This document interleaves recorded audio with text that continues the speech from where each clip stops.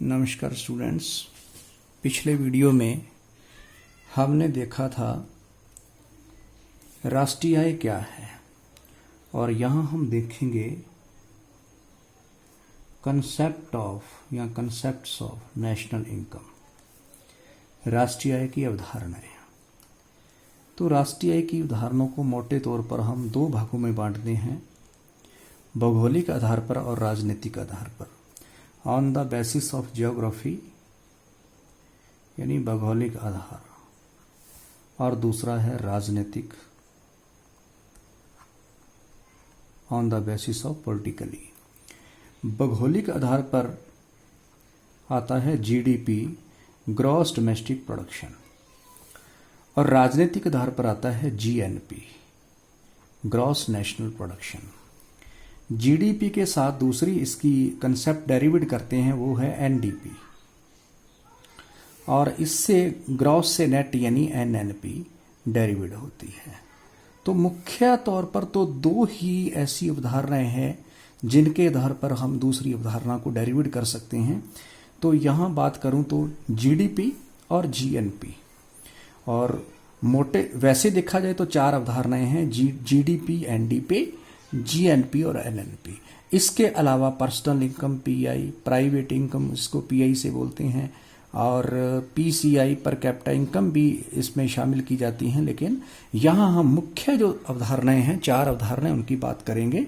और हो सकता है मेरे को इन चारों उदाहरणों को समझाने के लिए 2 या 3 वीडियो में पूरा करना पड़े, और जिसको हम आगे देखेंगे। तो सबसे पहले हम बात करते हैं भौगोलिक आधार पर, जिसमें शामिल क्या है, जीडीपी को। तो देखिए, GDP is the sum total of factor income generated by the resident and non resident with in the domestic territory of a country during the period of any accounting year. तो कहने का मतलब है कि सकल घरेलू उत्पाद क्या है, किसी देश की सीमा के भीतर एक वर्ष के दौरान कोई भी राष्ट्रीय आय की सीमा 1 वर्ष होती है। 1 वर्ष से पुरानी किसी भी वस्तु को हम राष्ट्रीय आय में शामिल नहीं करते। यानी कहने का मतलब है कि सबसे पहली बात तो है कि 1 वर्ष की आय को ही, 1 वर्ष के उत्पादन को ही राष्ट्रीय आय में या जीडीपी या जीएनपी में शामिल किया जाता है। और अगली बात है देश के निवासियों व गैर निवासियों। यहाँ पे 2 चीजें आ रही हैं, एक तो रेजिडेंट और दूसरा है नॉन रेजिडेंट। इन दोनों में से किसी का भी उत्पादन जो है वो जीडीपी का हिस्सा होगा। देश के निवासियों व गैर निवासियों द्वारा सृजित साधन आय के योग, या तो साधन आय या फिर ब्रैकेट में मैंने लिखा है उत्पादित अंतिम वस्तुओं एवं सेवाओं के बाजार मूल्य के योग को सकल घरेलू उत्पाद कहा जाता है। तो ध्यान से समझिएगा, पहले तो है घरेलू का मतलब क्या है। यहाँ पे हम 2 बातें समझेंगे। पहली बात है कि घरेलू सीमा क्या है, इससे क्या मतलब है। जैसे ये हमारा देश है, तो इस देश की जो दक्षिण भारत जो है, जहाँ ये चारों तरफ पानी भी है, तो एक तो पूरी की पूरी अंतर्राष्ट्रीय सीमा हमारी, ये तो घरेलू सीमा है। इसके अलावा जो स्थलीय सीमा है हमारी, जो हमारी यहाँ जलीय सीमा शुरू होती है, तो जलीय सीमा के अंदर हम कहें कि एक EEZ क्षेत्र आता है, जिसे एक्सक्लूसिव, मैंने पिछले वीडियो में भी ये बताया है, इकोनॉमिक जोन कहते हैं। अब ये भी पूछा जा सकता है कि एक्सक्लूसिव इकोनॉमिक जोन क्या है। तो किसी भी देश की समुद्र के अंदर, या हम कहें सागर में, 200 नॉटिकल मील, 200 NM यानी नॉटिकल मील, 200 नॉटिकल मील की दूरी तक का क्षेत्र उसी देश की सीमा का, घरेलू सीमा के अंदर शामिल किया जाता है। इसके अंदर जितनी, चाहे कोई फिशिंग है, मछली पकड़ना है, मछली पकड़ने से लोगों को आय हो रही है, या यहाँ से कोई पेट्रोलियम मिल रहा है, कोई खनिज मिल रहा है, कोई भी एक्टिविटी हो रही है, तो उसका जो भी उत्पादन हो रहा है वो सारा का सारा उसी देश की जीडीपी का क्या होता है, हिस्सा होता है। दूसरी बात है, जो यहाँ से एरोप्लेन उड़ते हैं, भले विदेशों में जा रहे हैं, शिपिंग है, लेकिन वो जो आय करके वापस जो है बॉर्डर क्रॉस करते हैं, वापस आते हैं, तो वो हमारे देश की जीडीपी का हिस्सा माने जाते हैं।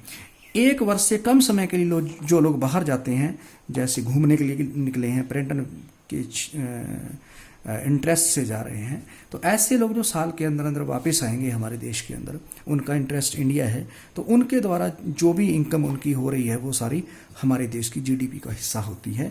उसको हम घरेलू सीमा के अंदर ही मानते हैं। ठीक है, तो ये तो होगी घरेलू सीमा। दूसरा है निवासी व, इसके आता है कि नॉन रेजिडेंट एंड रेजिडेंट, यानी निवासी व गैर निवासी। इसके क्या मतलब है? निवासी व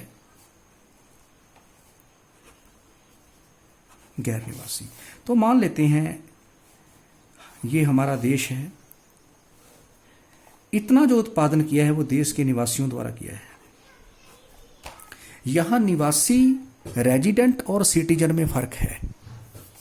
क्या फर्क है कि कोई सिटीजन जरूरी नहीं कि हमारे देश का निवासी हो, ऐसा हम आगे समझेंगे। तो कोई देश के अंदर भले कोई भी, चाहे देशी हो चाहे वो विदेशी हो, सीधी सी बात है, चाहे वो विदेशी हो, कोई भी व्यक्ति हमारे देश में काम कर रहा है, हमारे देश की सीमा के भीतर काम कर रहा है, और जो भी वो उत्पादन कर रहा है वो सारा का सारा हिस्सा हमारी जीडीपी का हिस्सा है। उदाहरण के तौर पे मान लेते हैं जापान की एक कंपनी, जापान की मान लेते हैं सुजुकी कंपनी जो है, वो हमारे देश के अंदर कार बना रही है। हालांकि वो जापान की है, लेकिन वो जो भी उत्पादन कर रही है उससे जितने भी उसको इनकम हो रही है वो हमारे देश की जीडीपी का हिस्सा है, ना कि जापान की जीडीपी का हिस्सा है। तो यहाँ बात है कि चाहे हमारे देश का निवासी उत्पादन करे चाहे गैर निवासी करे, यदि देश की सीमा के अंदर उत्पादन कर रहा है तो वो भारत की जीडीपी या उस देश की जीडीपी का क्या है? हिस्सा होती है। तो जीडीपी क्या हुई? किसी देश की सीमा के अंदर देश के निवासियों और गैर निवासियों द्वारा एक साल के अंदर जितना भी उत्पादन किया जाता है या जितनी आय सृजित की जाती है, क्योंकि जितना उत्पादन करेंगे उतनी ही उन उत्पादन के साधनों की आय भी सृजित हो जाएगी उसके बराबर। तो हम यहाँ पे चाहे हम फैक्टर इनकम जनरेशन ले लें, भले हम अंतिम वस्तुओं का उत्पादन ले लें, दोनों एक ही बात है। तो जितना भी अंतिम वस्तुओं और सेवाओं का उत्पादन होता है या जितनी आय सृजित होती है उसके योग को ही जीडीपी कहा जाता है। अब ये हो गया जीडीपी। जीडी के बाद दूसरा आता है, इसमें हम देखेंगे इसी की दूसरी अवधारणा जो है वो है, हम बात करते हैं एनडीपी। तो एनडीपी क्या है जिसको हम यहां समझेंगे। देखिए दूसरी अवधारणा है एनडीपी।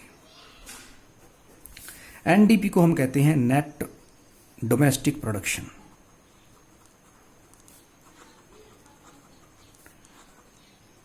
डोमेस्टिक प्रोडक्शन मतलब शुद्ध घरेलू उत्पाद।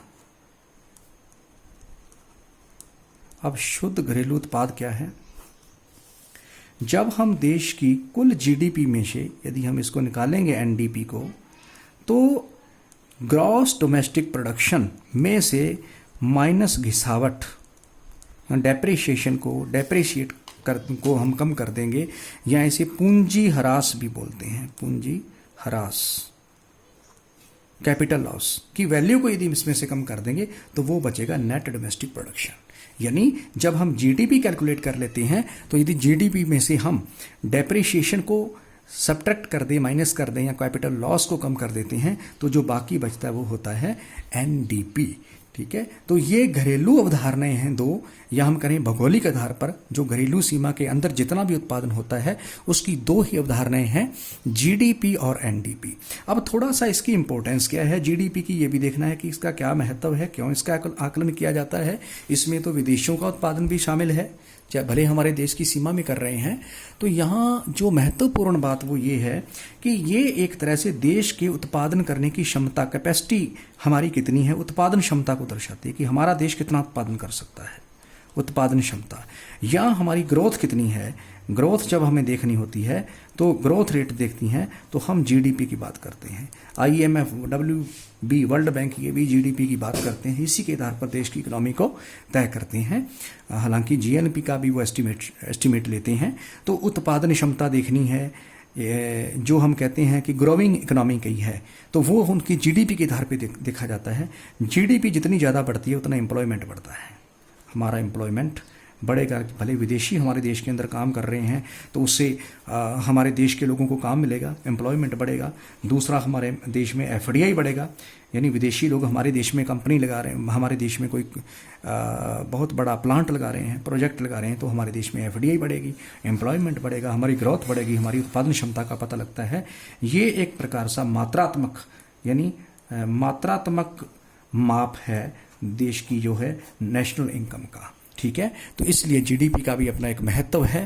तो देखेंगे जीडीपी क्या है, हमने देखा। अगले वीडियो में हम देखते हैं राजनीतिक आधार पर कि जीएनपी और एनएनपी क्या है। धन्यवाद।